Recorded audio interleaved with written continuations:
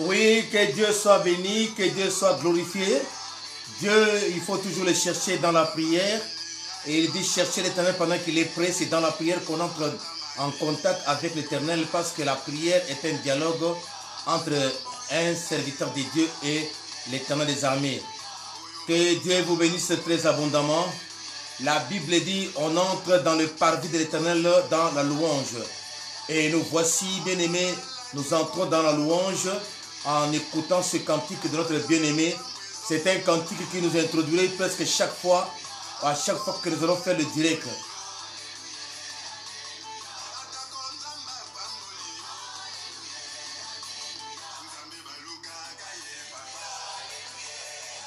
Soyez bénis, soyez bénis, soyez bénis très abondamment. Que Dieu vous inonde de sa grâce. L'invité invite. La table du Seigneur est vraiment garnie. Il y a de la place pour tout le monde. Pourvu que vous puissiez prendre place avec un cœur sincère. Soyez bénis très abondamment. L'invité invite tous tes amis virtuels, tous ceux qui sont dans votre répertoire, pour qu'ils puissent aussi bénéficier de ce que vous bénéficiez aujourd'hui devant l'Éternel des armées à sa table. Oui, abonnez-vous sur cette page, c'est gratuit. Abonnez-vous aussi sur notre chaîne, tapez Pasteur Esaïe Mbaka TV, c'est gratuit. Partagez nos vidéos, cliquez sur la cloche pour ne pas manquer les différentes vidéos que nous mettons en ligne. Abonnez-vous sur YouTube, abonnez-vous sur cette page Facebook, c'est gratuit, ça ne coûte rien. Abonnez-vous et partagez aussi des vidéos. Que Dieu vous bénisse très abondamment. Que Dieu vous bénisse, vous qui partagez les vidéos, vous qui venez d'inviter aussi les autres. Soyez vraiment bénis. Recevez la grâce et la bonté de notre Seigneur Jésus-Christ de Nazareth. Oui, ma soeur, mon frère, que Dieu soit avec nous tous. Vous qui vous trouvez en Afrique, la paix du Christ puisse habiter parmi vous.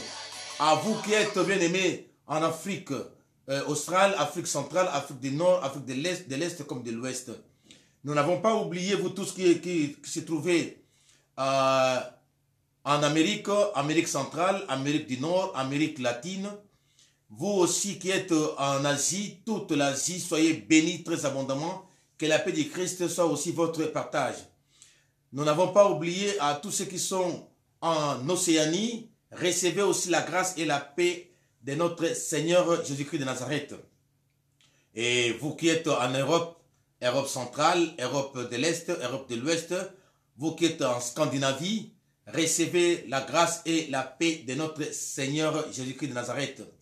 Nous n'avons pas oublié à ceux qui sont vraiment dans l'extrême du globe, c'est-à-dire au pôle nord comme au pôle sud, là où il fait extrêmement froid. Nous sommes de cœur avec vous. Recevez aussi la paix et la grâce de notre Seigneur Jésus-Christ. C'est bien votre serviteur, le pasteur Esaïe Mbaka, le rien de tous, émettant depuis Paris. J'ai dit bonjour ou bonsoir à vous, frères et sœurs. Que Dieu vous bénisse très abondamment. Aujourd'hui, nous allons parler de la part du Seigneur dans le livre de Genèse, chapitre 3, versets 8 à 9. Genèse 3, 8 à 9. Ce sont les passages que nous allons partager aujourd'hui. Une seule question est la toute première de la Bible. Adam, où es-tu? Adam, où es-tu? Bien-aimés dans le Seigneur, nous allons lire dans le livre de Genèse, chapitre 3, le verset 8 et le verset 9. Nous lisons par la grâce de Dieu dans la version Scofield. Alors, ils entendirent la voix de l'Éternel Dieu qui parcourait le jardin vers le soir. Et l'homme et sa femme se cachèrent loin de la face de l'Éternel Dieu, au milieu des arbres du jardin. Mais l'Éternel Dieu appela l'homme et lui dit, « Où es-tu » Et lui dit, « Où es-tu » Notre thème de ce soir, Adam, où es-tu? Bien-aimé dans le Seigneur, c'est la toute première question biblique. Parmi les questions qui sont posées dans la Bible, Mais la première a été posée à Adam. Où es-tu? C'est comme, ça donne l'impression comme si Dieu a oublié l'homme ou ne le connaissait pas. Mais Dieu voulait savoir la sincérité d'Adam. Adam, où es-tu? Dieu connaît tout, Dieu sait tout. Mais il voulait tout simplement voir la sincérité d'Adam. Et malheureusement, si vous lisez la suite, vous verrez que Adam a dit, je t'avais déjà entendu, alors, non, je suis nu. Mais qui t'a appris que tu es nu? Oh non, la femme que tu m'as donnée, qui m'a donné ceci, cela, et il commençait à se justifier. Dieu, par son amour, Dieu, par sa grâce, il vient toujours et toujours auprès de l'homme. Quand bien même l'homme s'égare, quand bien même l'homme commet la faute, quand bien même l'homme vide les lieux, c'est-à-dire loin de Dieu. Mais Dieu, par son amour, il va toujours vers l'homme, parce que c'est sa créature, c'est l'expression même de Dieu vivant.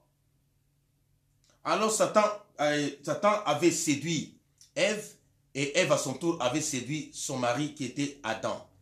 En mangeant les fruits qui étaient interdits, eh bien voilà qu'ils ont péché.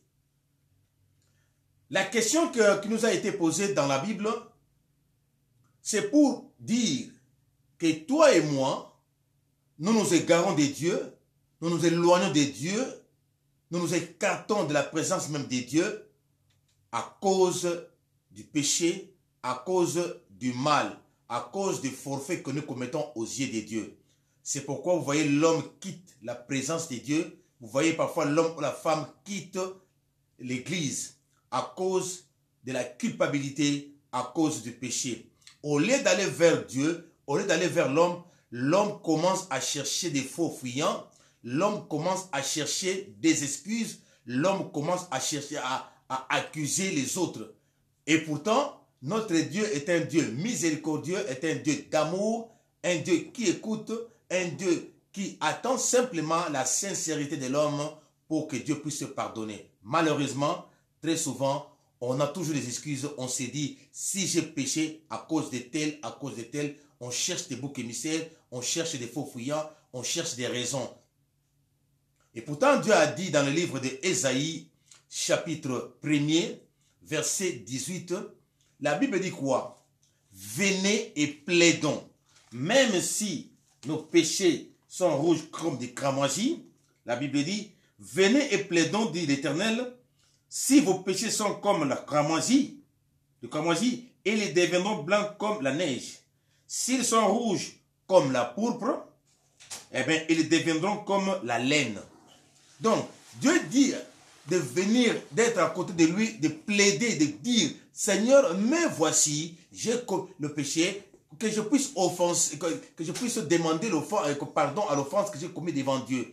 Que je puisse tout simplement dire, Seigneur, me voici, je ne suis qu'un pauvre pécheur, voilà ce que j'ai fait, j'ai commis tel péché. Malheureusement, on cherche toujours et toujours des excuses. David a dit, je suis né dans le péché. Ma mère m'a conçu dans l'iniquité.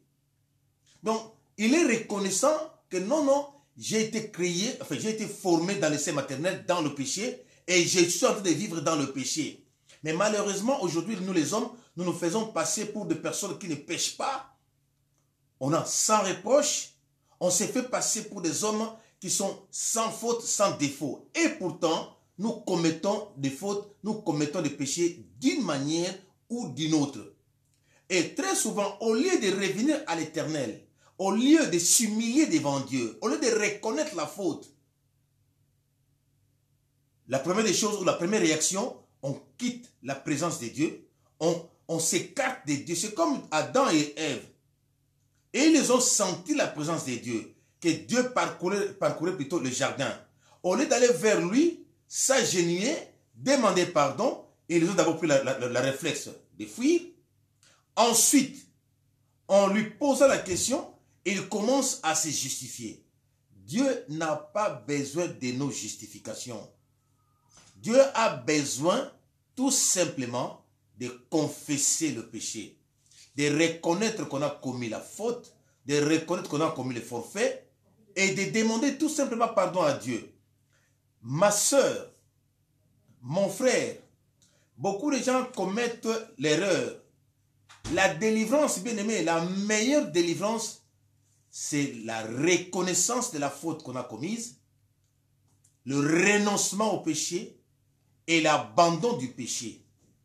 Et c'est ça même la délivrance. Quand on reconnaît la faute, sincèrement, on se répand, on s'humilie, on demande pardon à l'Éternel, Dieu pardonne. Et il oublie même le péché que nous commettons devant lui. Si du moins nous reconnaissons qu'on a péché. Mais très souvent, la première réflexe, on cherche des excuses. On cherche des faux fuyants. On brandit des raisons. Si j'ai péché, c'est parce que tel m'avait poussé. Si j'ai péché, c'est parce qu'il y avait telle situation. Au lieu de reconnaître, c'est comme l'enfant prodigue. L'enfant prodigue est venu auprès de son père. Papa, j'ai commis le péché contre le ciel et contre toi. Il n'a pas cherché des faux fouillants. Papa, c'était la passion de la jeunesse, c'est pourquoi je suis allé. Non, non. Il est venu tout simplement pour dire, Père, pardonne-moi, j'ai commis la faute contre le ciel et contre toi. C'est ça, c'est le simple exercice que Dieu nous demande. Qu'est-ce que Dieu nous demande de si grave? Mais voilà que Adam, au lieu de reconnaître qu'il a commis le péché ou la faute, non, lui, il cherche des excuses. Écoutez ce qu'il dit. Alors, ils entendirent la voix, donc Adam et Ève, ils entendirent la voix de l'Éternel Dieu qui parcourait le jardin. Je peux dire aussi, Dieu parcourt notre cœur. Dieu nous met le sentiment que nous avons commis le péché ou la faute. C'est ça aussi une façon de parcourir notre cœur. Il parcourit le jardin vers le soir. L'homme et sa femme se cachèrent loin de la face de l'Éternel. Le péché éloigne l'homme de Dieu. Le péché, si on ne confesse pas et si on ne fait pas attention, eh bien on s'écarte de la présence de Dieu, on s'éloigne de la gloire de Dieu. Dieu voudrait que toi et moi puissions être sincères tout simplement et de reconnaître la faute qu'on a commise, de réparer, c'est-à-dire de demander pardon et d'abandonner. Écoutez la suite, il dit, l'homme et sa femme se cachèrent loin de la face de l'Éternel, de Dieu, au milieu des arbres du jardin. Mais l'Éternel Dieu appela l'homme et lui dit, où es-tu? Où es-tu? Lorsque nous commettons le péché, où allons-nous? Chez qui? Faire quoi? Au lieu de revenir vers l'Éternel, on va ailleurs. Ailleurs, c'est où? Chez qui? Chez l'ennemi, Satan. Écoutez la suite. Verset 10 dit ceci. Il répondit, j'ai entendu ta voix dans le jardin. J'ai entendu ta voix dans le jardin. Le Saint-Esprit nous interpelle. Le Saint-Esprit nous parle. Le Saint-Esprit nous souffle que voilà ce que tu viens de faire n'est pas bien. Voilà ce que je viens de faire n'est pas bien. Mais on endurcit le cœur en cherchant les faux fuyants, en cherchant les boucs émissaires. La Bible dit ceci. J'ai entendu ta voix dans le jardin. J'ai eu peur parce que je suis nu et je me suis caché. Et l'Éternel dit, qui t'a appris que tu es nu? Est-ce que tu as mangé l'arbre dont je t'avais défendu de manger? L'homme répondit, la femme que tu as mise auprès de moi m'a donné l'arbre, j'en ai mangé. C'est comme si Dieu a mal fait de lui donner une femme à ses côtés. Et pourtant, quand Dieu lui avait donné une femme, il était très content, très joyeux. Il dira, un poème, voici cette fois-ci l'os de mes os, chair de ma chair. Mais ayant commis les forfaits, la femme que tu m'as donnée, C'est comme si Dieu a mal agi de lui avoir donné la femme. Au lieu de reconnaître tout simplement, pardonne-moi, j'ai commis le péché. Et c'est tout. Si Dieu lui posait la question, comment tu as commis le péché, ça c'est autre chose. Mais où es-tu? Qu'est-ce que tu as fait? Qu'est-ce que j'ai fait? Qu'est-ce que nous avons fait? C'est ça la question. Mais voici, Père, pardonne-moi pour ma sorcellerie, pour mon vol, pour l'impudicité, pour la haine, pour la jalousie, pour le mensonge, pour l'iniquité, pour ceci, pour ce... Pardonne-moi, papa. Dieu nous demande quelque chose de rien. Mais lorsqu'on va chez les féticheurs, lorsqu'on va chez les marabouts, tout ce qu'ils auraient nous demandé de si grave, on allait le faire. S'il faut, par exemple, quitter Paris jusqu'à Champigny à pied pour aller chercher quelque chose que le féticheur ou le marabout ou le magicien te demande, tu le feras. On nous demande des choses si graves, on le fait. Mais ce que Dieu nous demande des choses si simples, on cherche des excuses. La femme que tu m'as donnée, où es-tu? Dieu cherche un homme, Dieu cherche une femme. La faute commise revient à l'Éternel. Et Dieu a toujours fait le premier pas. Il est allé vers l'homme. Où es-tu? C'est pourquoi Dieu, en tant que Dieu, il a toujours fait le premier pas. Puisque l'homme s'est égaré, il a envoyé son fils, Jésus-Christ de Nazareth, pour nous réconcilier avec le Père. Malheureusement, on fait fi. Malheureusement, on ne veut même pas. C'est pourquoi, bien aimés, nous avons toujours des problèmes, nous avons toujours des difficultés. Qu'est-ce que Dieu nous demande de grave? Si ce n'est que d'aller vers l'Éternel, parce que lui, il a déjà fait un pas. C'est à nous de faire le reste. Adam, au lieu de revenir auprès du Père, lui qui avait vraiment la grâce d'être en face de Dieu, vis-à-vis de Dieu, il vivait la gloire de Dieu. Au lieu de profiter de cette gloire, on se retire. Le péché, c'est le diable. Le diable nous pousse d'être très très loin de Dieu. Le message d'aujourd'hui, bien aimé, c'est pour que toi et moi puissions comprendre que nous ne devons pas être loin de Dieu. Que nous ne devons pas chercher des boucs émissaires. Que nous ne devons pas chercher des raisons pour que nous puissions avancer afin de justifier notre faute ou notre erreur. Non. Le message d'aujourd'hui, Dieu voudrait à ce que toi et moi, il dit dans Ésaïe chapitre 1er, le verset 18, ceci. Venez et plaidons, dit l'Éternel, si vos péchés sont comme le cramoisi, ils deviendront blancs comme la neige.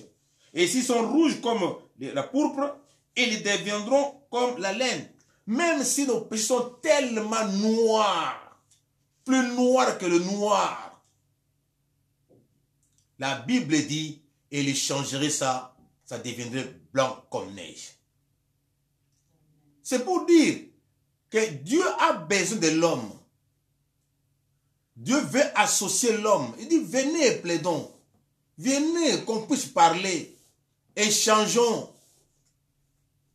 Parce qu'il est Dieu de la réconciliation. Il ne veut pas le malheur d'un homme. Mais c'est que Dieu veut que l'homme change de vie. Que l'homme change de comportement. C'est ce que Dieu nous demande tout simplement. Ne nous justifions pas. Tu as insulté ton frère ou ta soeur. Tu as volé quelque chose de ton frère ou ta soeur. Tu as détruit l'affaire d'un frère ou d'une soeur. Tu as dérangé quelque chose d'un frère ou d'une soeur. Mais qu'est-ce que Dieu nous demande de si grave? Si ce n'est que de nous réconcilier d'abord avec lui et avec Dieu. Reconnaître tout simplement la faute qu'on a commise. Venez et plaidons. Même si les péchés sont comme le cramoisi, ils deviendront blancs comme la neige. Et s'ils sont rouges comme la pourpre, ils deviendront comme la neige. Très blanc, tout blanc, clean, propre, sans tache ni ride. Donc Dieu nous interpelle aujourd'hui, ma soeur, mon frère, de ne pas nous justifier. Même si un frère ou une soeur t'a poussé pour commettre le forfait. Commence d'abord par reconnaître ta responsabilité vis-à-vis de ce péché. C'est tout simplement ce que Dieu nous demande. Et non nous justifier. C'est à cause de la faim, à cause de la famine, à cause du manque. C'est pourquoi je suis allé vivre dans l'impudicité. Non. Pardonne-moi de mon impudicité, Seigneur. Pardonne-moi parce que j'ai volé.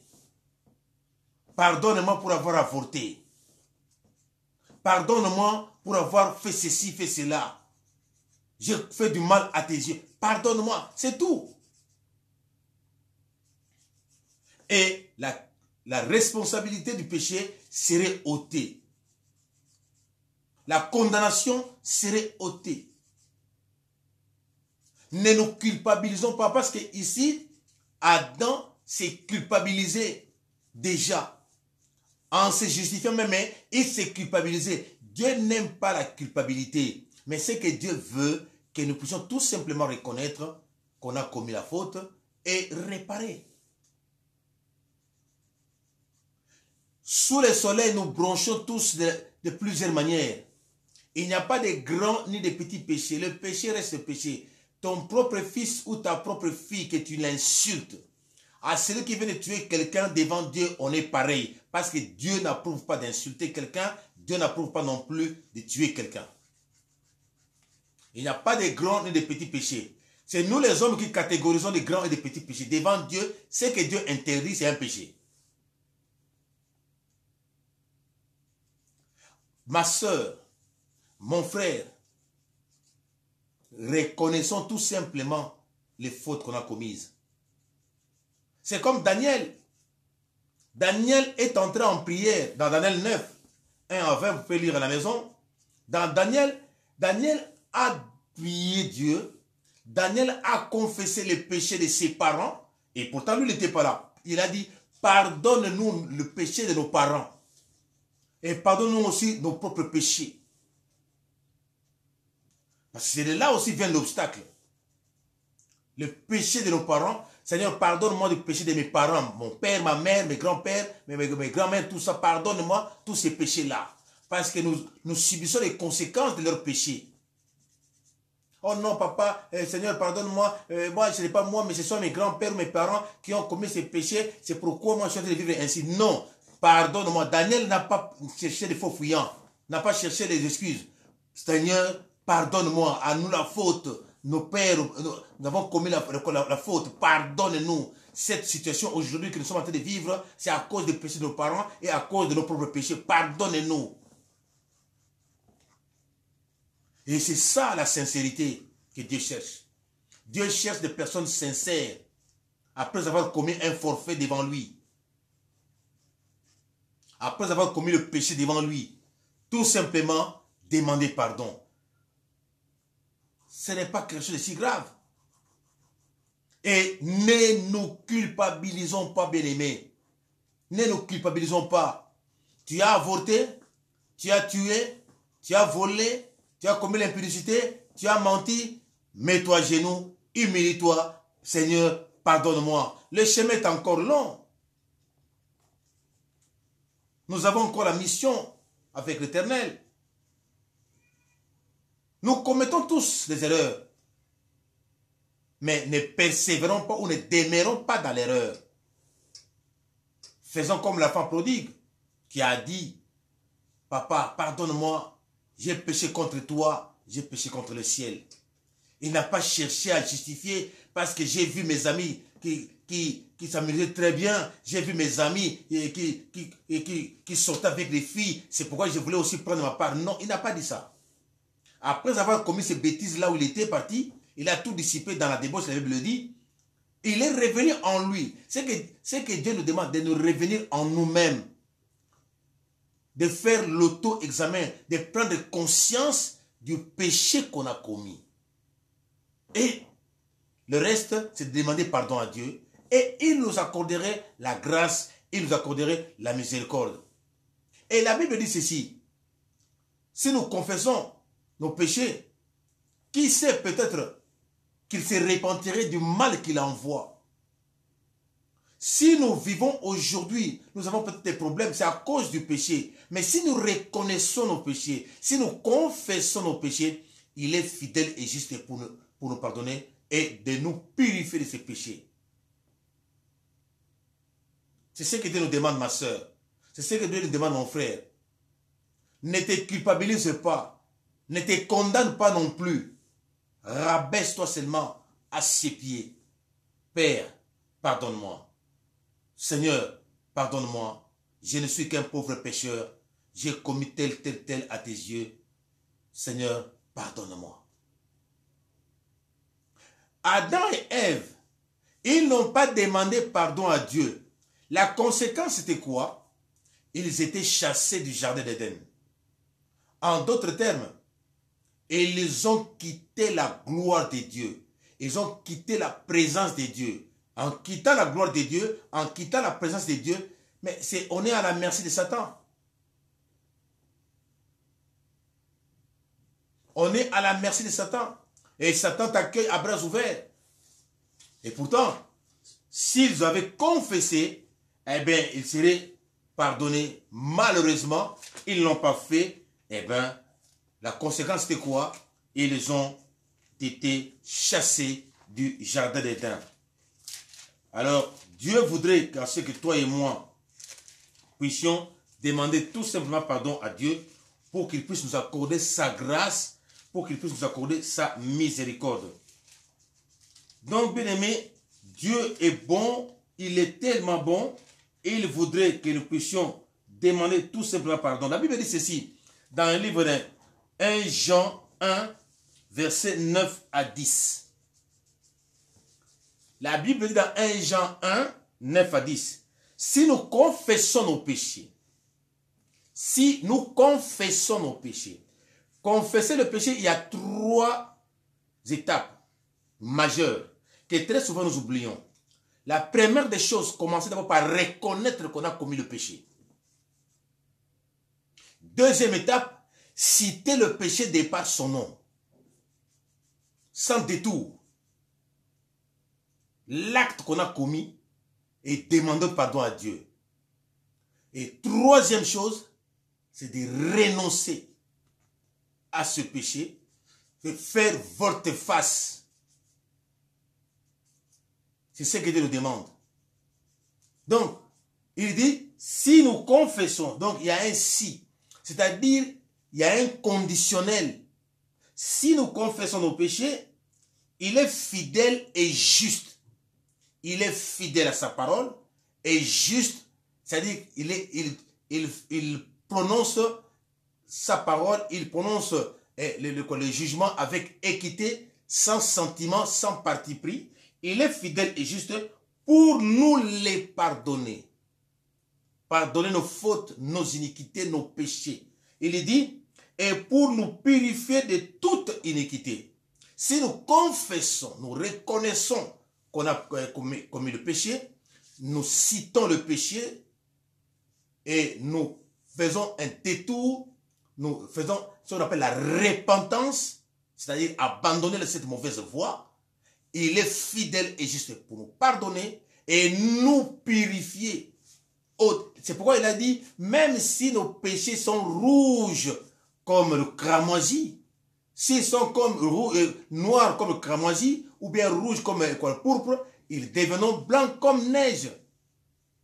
C'est pourquoi il dit, et nous purifier de toute iniquité. Mais écoutez maintenant la suite, verset 10 dit ceci. Si nous disons que nous n'avons pas péché, nous les faisons menteurs. C'est comme Adam et Ève. Adam, au lieu de reconnaître tout simplement qu'il a commis le péché, non, la femme que tu m'as donnée. Oh, mais non, mais écoute, ben, si j'ai pris telle chose, c'est parce que mon mari ne voulait pas que je puisse prendre telle chose. C'est pourquoi j'ai piqué 500 € dans son sac.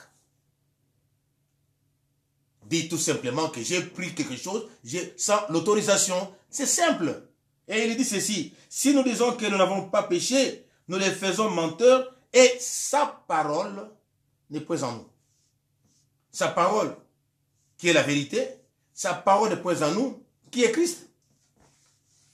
Bien-aimé dans le Seigneur, C'est ce que Dieu nous dit. Sa parole, ça dit que Christ n'est pas en nous. C'est ça la vérité.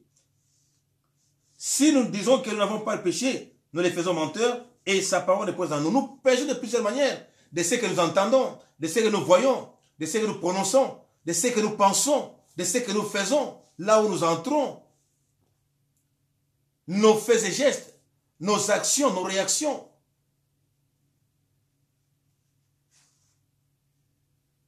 C'est pourquoi, ma soeur, toi et moi ensemble, ce qu'on peut faire, tout simplement, de demander pardon à Dieu.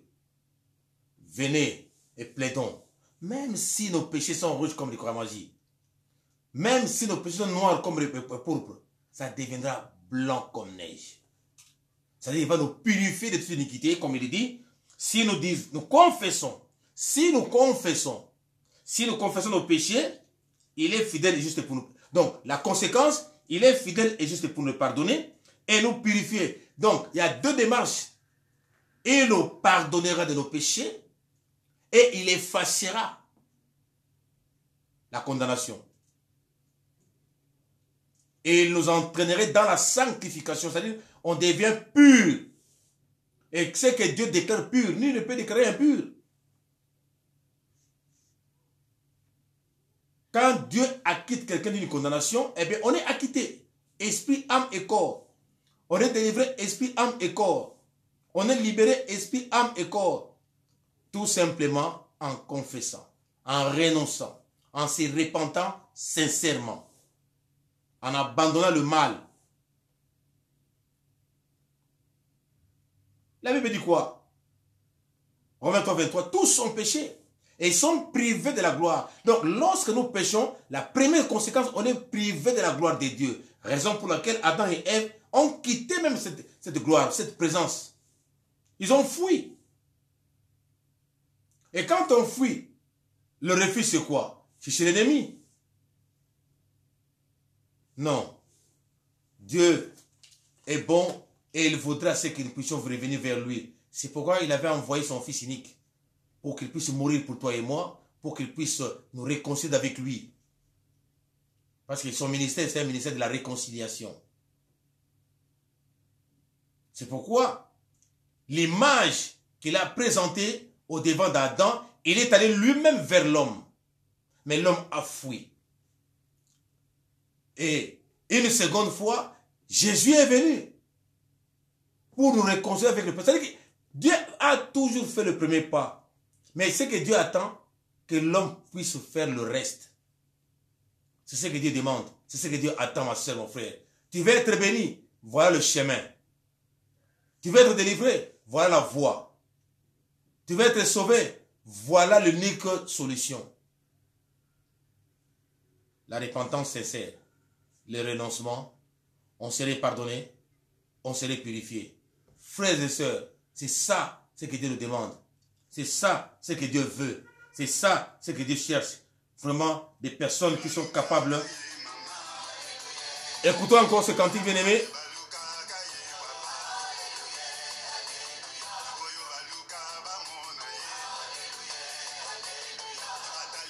Cherchons la face du Seigneur bien-aimé en se repentant sincèrement. Cherchons la face du Seigneur bien-aimé en abandonnant le mal. Cherchons la face du Seigneur bien-aimé en demandant pardon à notre Dieu.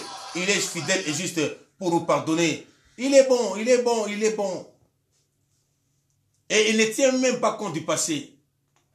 Ce qui est passé est passé. C'est pourquoi il dit, ne considérez plus ce qui est ancien. Ce qui est passé est passé. Amen. Ce qui est passé est passé. Voyons l'avenir. L'avenir, c'est bien lui-même Christ. L'avenir est meilleur. C'est pourquoi il ne veut pas que le méchant meure. Il ne veut pas que les péchants meurent, mais qu'ils se répandent. C'est pourquoi il vient toujours vers nous. Jésus vient vers toi pour te récupérer. Il vient vers moi pour me récupérer. Il vient vers nous pour nous récupérer. Parce que nous sommes à lui. Nous sommes son produit. Nous portons sa marque, ma soeur, mon frère. En se repentant sincèrement, c'est alors qu'on sera béni. Bien-aimé, parfois on nous voit la face. Oh, voilà, vous êtes béni. Venez, je vous bénis. Mais même si on est dans le péché, comment est-ce qu'on sera béni? Même si on est dans le mal, comment est-ce qu'on sera béni? La bénédiction de l'Éternel ne peut jamais tomber là où il y a la malpropriété. La bénédiction de l'Éternel ne souffre d'aucun chagrin.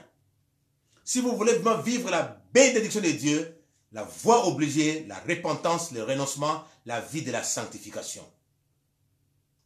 C'est à ce prix-là, bien-aimé, qu'on serait béni. La bénédiction, bien-aimé, ce n'est pas seulement le bien matériel. Si tel était le cas, alors les païens qui sont extrêmement riches sont bénis. S'il faut le dire. Le bien matériel, ce n'est pas la bénédiction.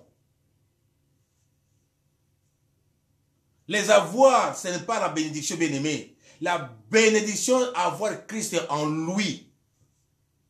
La bénédiction, c'est avoir Christ, avoir le Saint-Esprit, avoir la présence de Dieu. Celle-ci, le païen ou le pécheur ne peut jamais en avoir. La bénédiction, c'est la connaissance de la parole de Dieu. La bénédiction, c'est le percer ou pénétrer les secrets de Dieu. La bénédiction, c'est la protection de l'Éternel des armées, de tout ce qui est ruse de l'ennemi, tout ce qui est attaque du diable. Parce que le monde des ténèbres ne peut jamais atteindre un enfant de Dieu.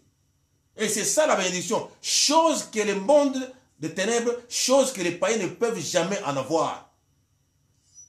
À la différence de tous les biens matériels qu'on a sous le soleil.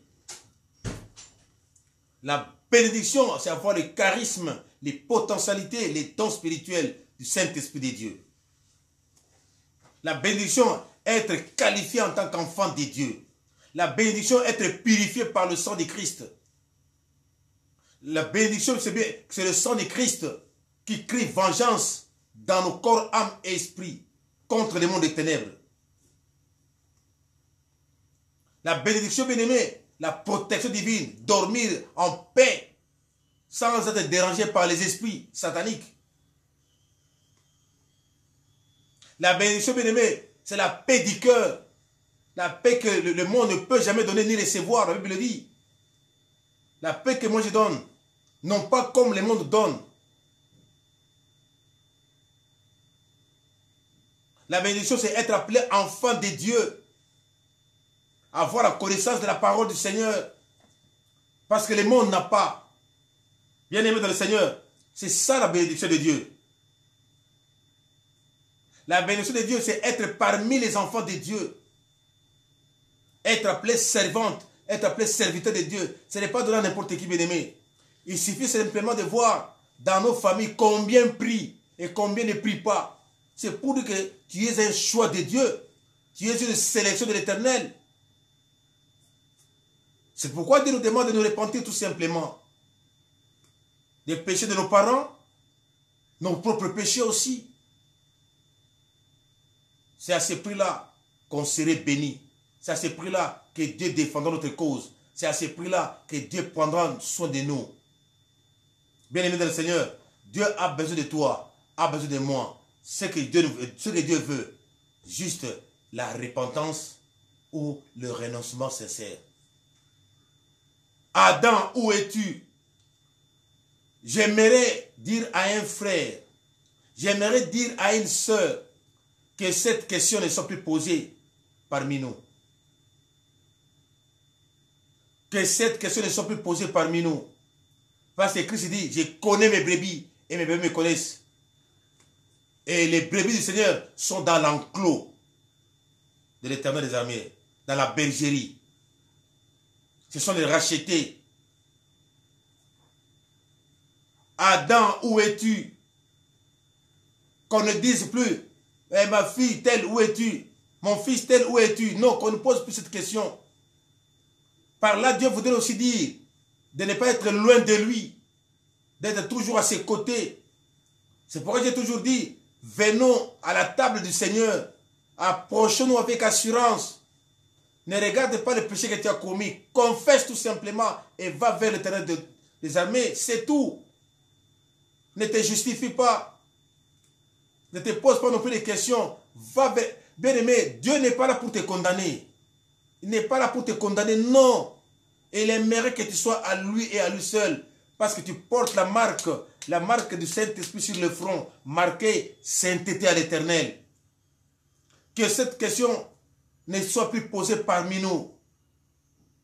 Dans la vie de ton mari, ta femme, tes enfants, tes parents, tes frères et sœurs, à l'église, qu'on ne pose plus cette question. Où es-tu?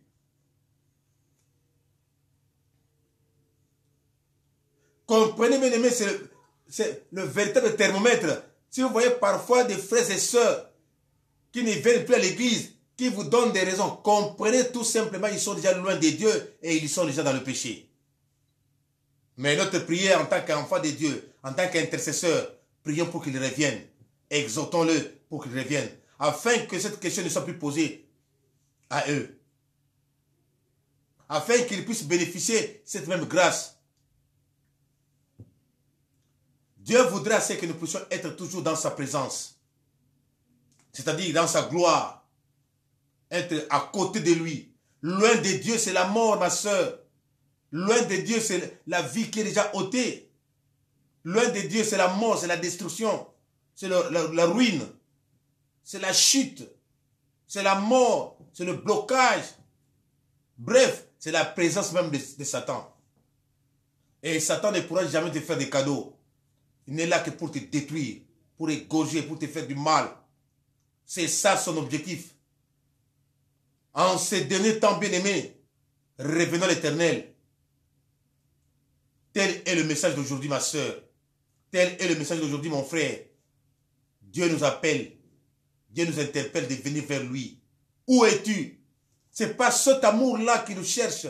Il a demandé, Adam, où es-tu? C'est par amour brûlant qu'il l'a pour que nous puissions revenir vers lui. Frère, sœur, il est grand temps de revenir vers l'Éternel avant qu'il ne soit trop tard. Avant qu'il ne soit trop tard. La trompette a déjà sonné. Où es-tu? Viens, viens. Et il dit, venez, plaidons, même si nos péchés sont rouges comme les cramoisis, devenons blancs comme neige. Ma soeur, mon frère, ne te culpabilise pas. Ne te condamne pas non plus. Ne te justifie pas. Tout simplement ce que Dieu veut. De confesser. Faire comme l'enfant prodigue. Revenir en lui. Il est allé vers son Père. Pour demander tout simplement pardon. Pardonne-moi. Pardonne-moi. Pardonne-moi. Et cet enfant a obtenu miséricorde. Il a obtenu miséricorde. C'est ce que Dieu veut. Il est miséricordieux. Tellement qu'il est miséricordieux. Et puis sa miséricorde n'a pas de limite. Et il ne regarde pas les tranches d'âge. Il regarde la créature, la merveilleuse créature que tu es, que je suis, que nous sommes. De revenir vers lui, notre propriétaire. Lui qui nous a créés. C'est une grâce. C'est une opportunité bien aimée de saisir. De revenir à l'Éternel. De nous réconcilier avec lui. L'enfant prodigue s'est réconcilié avec son Père. C'est l'image que Dieu nous donne. Il ne nous demande pas de si grave. Et en revenant à l'Éternel, une grande fête est célébrée au ciel. Une grande fête est célébrée au ciel. Revenons à l'Éternel pour qu'il y ait une grande fête au ciel.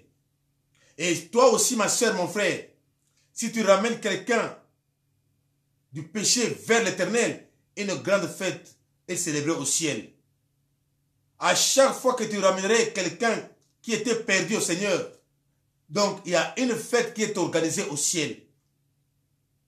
Et je peux aussi poser la question à un frère ou à une sœur. Combien que tu as déjà ramené auprès de Dieu pour qu'il y ait la fête au ciel? Combien de fêtes as-tu déjà fait occasionner pour célébrer ça au ciel? Il est grand temps, bien-aimé, de ramener un frère ou une sœur à la raison. De le ramener dans la bergerie. Et la Bible dit, c'est lui qui ramènerait une âme perdue.